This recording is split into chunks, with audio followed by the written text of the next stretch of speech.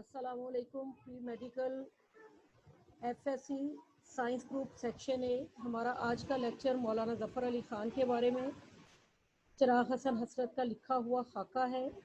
چراغ حسن حسرت 1902 سے لے کے 1955 ان کی تاریخ پیدائش و وفات ہے. چراغ حسن حسرت طنز و مزاح ان کی تحریر میں بہت خوبصورتی کے ساتھ پایا جاتا اور یہی چیز ان کی تحریر کی ایک نمایاں خوبی تھی. حسرت زمیندار سے روزنامہ امروز اور احسان یہ نمایاں اخبارات ہیں جن سے وہ وابستہ رہے ہیں.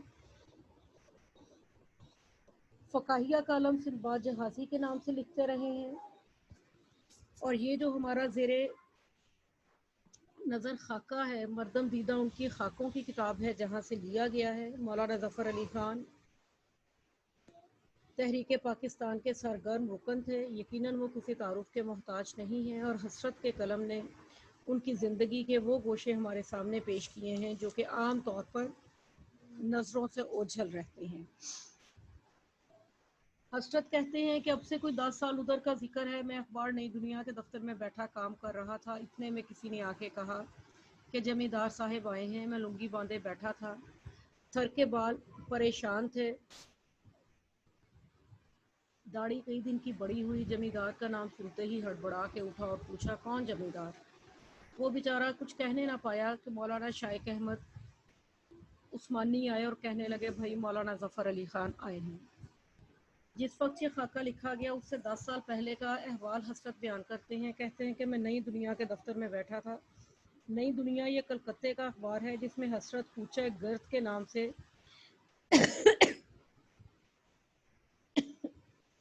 کلکتے کی باتیں یعنی کلکتے کی باتیں اس کالم کا عنوان تھا اور اس میں کوچہ گرد کلمی ان کا نام تھا جسے استعمال کرتے ہوئے وہ کالم لکھا کرتے تھے.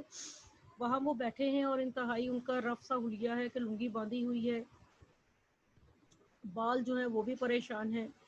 جب بنگالی ملازم نے آ کر جمیندار کہا ہے تو وہاں پہ کیونکہ زال کا لفظ نہیں جیم کا مطلب زمیندار تو وہ ہڑبڑا گئے ہیں کہ نہ جانے یہ کون شخص ہیں جو کہ آ گئے ہیں. مولانا شائق احمد عثمانی آئے اور انہوں نے کہا کہ یہ مولانا ظفر علی خان ہیں جو کہ اس وقت تشریف لا رہے ہیں. مولانا ظفر علی خان بہت بڑی شخصیت ہے.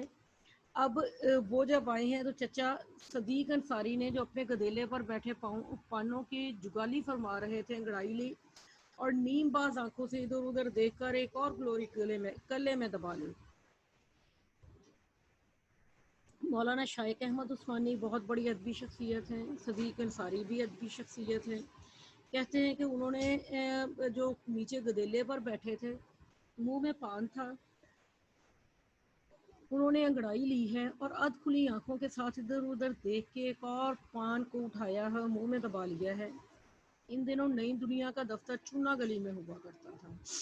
سڑک کے کنارے ایک چھوٹا سا مکان تھا. باہر ایک طرف عصر جدید پریس, دوسری طرف حکیم غلام مصطفیٰ کا مطب. دروازے سے اندر گھسو تو داہنی طرف نئی دنیا آباد اور بائیں جانب مولانا شائق احمد عثمانی نے پرانی دنیا بسا رکھی تھی یعنی اپنے اہل و عیال اور عربی کی بھاری بھرکم کتابوں سمیت رکھتے تھے. اب دیکھیے گا کہ حسرت نے کتنے خوبصورت انداز میں پورا وہ نقشہ بیان کر دیا ہے جہاں پر نئی دنیا کا دفتر تھا. تو اس چھوٹے مکان میں کیسے ادھر ادھر اٹھتے ادھر ایک طرف جو تھا عصر جدید پریس ہے, دوسری طرف مطب ہے, ایک طرف نئی دنیا کا دفتر ہے, دوسری طرف مولانا شائق احمد عثمانی کی رہائش گاہ ہے. میں ان دنوں دنیا کا کولمبس تھا, نئی دنیا کا کولمبس تھا. اب پہلے تو آپ کولمبس کی مناسبت دیکھیے گا کہ کولمبس جو ہے وہ شخص ہے جس نے نئی دنیا یعنی امریکہ کو دریافت کیا تھا. چراغ حسن حسرت نئی دنیا کی مناسبت سے کولمبس کا لفظ استعمال کرتے کولمبس کا کلمی نام استعمال کرتے تھے اور مقالہ افتتاحیہ کے جہاز کے ساتھ ساتھ فقاہات کی کشتی بھی چلاتا تھا. اب یہ بھی انہوں نے کولمبس کی مناسبت سے کہ نہ صرف وہ مقالہ افتتاحیہ لکھتے تھے بلکہ مزاحیہ جو کالم تھے ان کی کشتی وہ بھی لکھتے تھے. افسوس کہ یہ محفل سال بھر کے اندر اندر برہم ہو گئی. نہ نئی دنیا رہی نہ پرانی دنیا, رہے نام اللہ کا.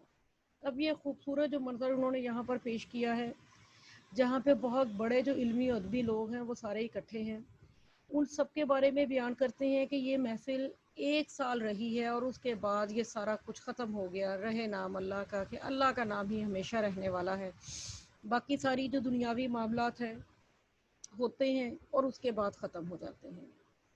تھوڑی دیر میں مولانا ظفر علی خان کھٹ کھٹ کرتے تشریف لائے۔ میں نے انہیں اس سے پہلے نہیں دیکھا تھا، تصویر ضرور دیکھی تھی لیکن تصویروں میں کسی شخص کی صورت شکل کے متعلق صحیح اندازہ نہیں کیا جا سکتا۔ کہتے ہیں کہ میں نے اس سے پہلے مولانا ظفر علی خان کی کو باقاعدہ نہیں دیکھا تھا، بلکہ صرف ان کی تصویروں میں انہیں دیکھا ہوا تھا، اور یقینی بات ہے تصویریں ایسی چیز ہیں جس سے اندازہ باقاعدہ پوری شخصیت کا نہیں لگایا جا سکتا، لیکن اتنا تو یقین تھا کہ ان کی توند تو ضرور ہو گئی۔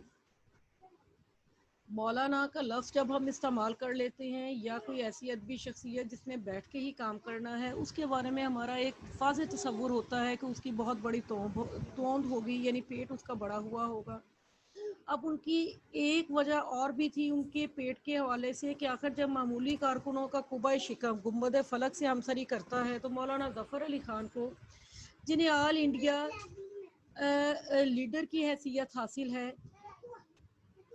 ایک عدد گرانڈیل توند کا مالک ہونا چاہیے، لیکن انہیں دیکھ کر سخت مایوسی ہوئی کہ نہ توند نہ امامہ، آخر یہ کیسے مولانا اور کیسے لیڈر ہیں؟ یہ راز لاہور آ کے کھلا کہ مولانا توند سے کیوں محروم رہے۔ اب ان کے بارے میں ان کی تصویریں دیکھ کے جو ایک باقاعدہ طور پر شکل و صورت جو شبیہ ایک حسرت نے اپنے اندر ایک تخلیق کر لی تھی، وہ یہ تھی کہ مولانا صاحب کی بڑی سی توند ہوگی، سر پہ امامہ ہوگا، اور وہ جیسا کہ آل انڈیا کے لیڈر، مختلف جو لیڈر آل انڈیا کے جو مختلف کارکن ہیں ان کے پیٹ بڑے بڑے ہیں، قبہ شکم گنبد فلک سے ہمسری کرتا ہے، یعنی ان کے پیٹ بڑے بڑے ہیں، عام افراد کے بھی۔ تو مولانا صاحب تو بہت بڑی پیٹ کے مالک ہونا چاہیے تھا انہیں، لیکن بڑی مایوسی ہوئی، نہ تو ان کا بڑا پیٹ تھا اور نہ ہی سر پہ امامہ رکھا ہوا تھا۔ اب کہتے ہیں کہ میں سوچوں آخر یہ کیسا مولانا اور کیسے یہ لیڈر ہیں کہ یہ کام ان کے ساتھ ہے ہی نہیں۔ غرض مولانا تشریف لائے، آتے ہی اب مولانا آ گئے ہیں، اور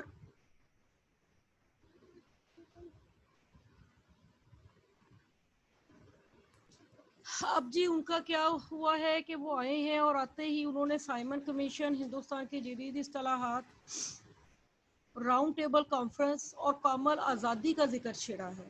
اب سائمن کمیشن جو ہے یہ باقاعدہ ایک سیاسی کمیشن تھا جو کہ سر جان سائمن کی سربراہی میں 7 انگریز اراکین کے پر مشتمل وفد تھا، جو کہ آیا تھا ہندوستان آیا تھا 1928 سے 30 کے درمیان، اور اس میں انہوں نے مقامی افراد کو شامل نہیں کیا تھا، چنانچہ کانگریس نے اس کا بائیکاٹ کر دیا۔ اس کے بعد راؤنڈ ٹیبل کانفرنس کے بارے میں کہا گیا ہے یہ 1930 1931 اور 1934 میں یہ ہوئی تھی اور ناکام یہ بھی رہی تھی، یعنی یہ سارے اس وقت کے ایسے معاملات ہیں جو کہ سامنے آتے جا رہے تھے، اور اس کے بعد یہ سارے انہیں ریجیکٹ کیا جاتا رہا ہندوستان کی طرف سے۔ اب بھی ایسا ہی ہوا ہے کہ مولانا نے وہاں پر آتے ہی وہ سارے معاملات جو کہ ہندوستان کی آزادی کے حوالے سے ہیں ان سب کو چھیڑ دیا ہے۔ مولانا شائق احمد عثمانی ان دنوں کانگریس سے باغی تھے اور سائمن کمیشن سے تعاون کے حامی تھے۔ اب ان کا یہ تھا کہ کانگریس نے اگر سائمن کمیشن سے اختلاف کیا ہے تو سائمن کمیشن سے تعاون کرنا چاہیے، چنانچہ اب دونوں افراد کے درمیان بحثیں ہو رہی ہیں۔ مولانا نے یہ عقائد شروع کی تو پھر یہی بحث چھڑ گئی، لیکن دراصل مجھے اس لمبی بحث سے چندہ دلچسپی نہ تھی۔ اب مولانا ظفر علی خان اگر سیاسی لحاظ سے بڑی شخصیت ہے تو علمی لحاظ سے اس سے بھی بڑی شخصیت ہے۔ اب حسرت یہی بات کہتے ہیں کہ میرے لیے یہ باتیں قطعاً اہمیت کی حامل نہیں تھیں، کیونکہ یہ سیاست کی باتیں تھیں، مجھے ان چیزوں سے کوئی دلچسپی نہیں تھی۔ مولانا کے نزدیک آئینی کمیشن کا ہندوستان آنا بہت اہم واقعہ تھا، ان کے سامنے سائمن کمیشن آیا ہے تو یہ بہت بڑا واقعہ ہے، اور ہمارے نزدیک مولانا ظفر علی خان کا کلکتے تشریف لانا بہت زیادہ اہمیت رکھتا تھا۔ جبکہ حسرت کہتے ہیں کہ میرے لیے یہ بات اہمیت کی حامل تھی کہ حسرت ہمارے پاس کلکتے آئے ہیں۔ اب کھینچا تانی شروع ہوئی. میں چاہتا تھا کہ مولانا شعر و شاعری کی طرف آئیں. مولانا ہم سب کو سیاست کی طرف کھینچے لیے جاتے تھے. ہم نے غالب کا نام لیا, مولانا نے برکن ہیڈ کا ذکر شروع کر دیا. بس اب یہ کیفیت تھی کہ میں انہیں میر کی طرف لاتا ہوں اور وہ مجھے بالڈوین کی طرف لے جاتے ہیں. میں کہتا ہوں غالب, وہ فرماتے ہیں سائمن. غرض دیر تک یہی جھگڑا رہا. آخر مولانا کو فتح ہوئی, یعنی ہم نے مجبوراً شعر و ادب کا پنڈ چھوڑا اور خاموشی سے ان کی باتیں سننے لگے. اب حسرت کی جو کیفیت تھی وہ یہ تھی کہ کسی بھی طرح مولانا آ جائیں شعر و شاعری کی طرف. لیکن جیسے ہی وہ غالب کا نام لیتے ہیں تو فوری طور پہ مولانا ظفر علی خان جو ہیں, وہ ہندوستانی امور کے جو وزیر ہیں, وزیر اعظم بالڈوین, فوری طور پر ان کی طرف وہ لے جاتے ہیں, انہیں اٹھا کر, یعنی اپنی بات کو, کہ کسی بھی طریقے سے بات جو ہے وہ شعر و شاعری کی طرف نہ جائے بلکہ مکمل طور پہ جو بات ہے وہ سیاست کی طرف رہے. الغرض اس جھگڑے کو کیسے نپٹایا گیا وہ اس طریقے سے کہ حسرت کہتے ہیں کہ میں نے شعر و شاعری کو چھوڑ دیا اور خاموشی سے ان کی باتیں سننے لگا. اب جی یہاں تک تو کلکتے کا ذکر تھا جہاں پہ حسرت آئی ہیں. اب کہتے ہیں میں لاہور آیا تو کچھ دنوں زمیندار کے دفتر میں بھی قیام رہا. ایک رات کا ذکر ہے, کسی نے پچھلے پہر میرا شانہ ہلایا. میں آنکھیں ملتا ہوا اٹھ بیٹھا, لیکن ابھی صبح کاذب تھی. ہر طرف تاریکی چھائی ہوئی تھی. صرف اتنا معلوم ہوا کہ کوئی شخص میرے سرہانے کھڑا ہے. میں گھبرایا کہ الہی یہ کیا ماجرا ہے. اتنے میں مولانا کی آواز آئی کہ اٹھو, میرے ساتھ سیر کو چلو. اب جب حسرت آئے ہیں لاہور تو انہوں نے قیام کیا ہے زمیندار کے دفتر میں. اس وقت آدھی رات کو انہیں کسی نے اٹھایا ہے اور وہ پریشان ہو گئے ہیں کہ آدھی رات کو کون آ گیا. لیکن اسی دوران انہیں اندازہ ہوا ہے, انہیں یاد آ گئی ہے یہ بات قاضی احسان اللہ کی. قاضی احسان اللہ بھی زمیندار کے دفتر میں ملازم ہیں. ان کی بات یاد آ گئی ہے کہ انہوں نے مجھے پہلے ہی بتا رکھا تھا کہ اگر مولانا تمہیں اپنے ساتھ سیر کو لے جانا چاہیں تو ہرگز نہ جائیو. میں نے پوچھا یہ کیوں؟ وہ کہنے لگے وہ تو پچھلے پہر اٹھ کر نہر کے کنارے دوڑتے ہیں اور پھر ڈنٹر پیلتے ہیں. تمہیں ساتھ گئے تو تمہیں بھی دوڑائیں گے. جب تم نڈھال ہو جاؤ گے تو اپنے ساتھ نماز پڑھائیں گے. اب جو مولانا نے ساتھ چلنے کو کہا تو قاضی صاحب کی نصیحت یاد آ گئی اور آنکھوں تلے موت کا نقشہ پھر گیا. اب جب انہیں مولانا نے کہا کہ آپ چلے ساتھ تو انہیں فوری طور پہ یاد آ گیا کہ قاضی صاحب نے انہیں کیا کیا کہا تھا. چنانچہ انہیں یوں لگا کہ ان کی آنکھوں کے سامنے تو موت کا نقشہ پھر گیا ہے. چنانچہ وہ انتہائی پریشان ہوئے اور انہوں نے فوری طور پہ مزمحل آواز میں کہا مولانا میں تو سخت بیمار ہوں. رات بخار ہو گیا تھا. اب سر میں سخت درد ہے, پیٹ میں بھی درد ہے, غالباً اپینڈکس کا درد ہے. مجھے پہلے بھی یہ مرض ہو چکا ہے. ہائے اللہ, یہ کہہ کر آنکھیں بند کر لیں. یعنی انہوں نے یہ کہتے ہوئے آنکھیں بند کر لیں. اب آپ اسے پڑھ کے دیکھ لیجئے, کچھ پوچھنا ہے تو آپ بتائیں گے.